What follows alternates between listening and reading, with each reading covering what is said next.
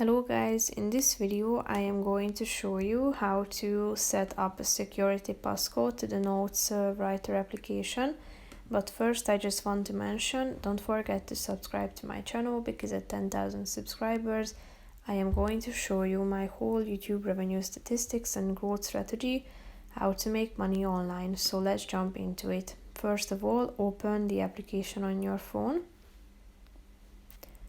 Then you should select a note and tap on the three dots icon in the upper right corner of the screen, and after that tap on password, which is the last option, and then you should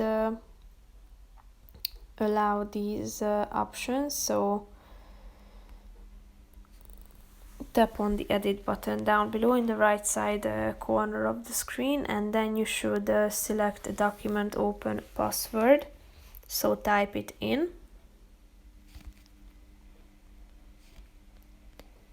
and after that type in a document owner password as well.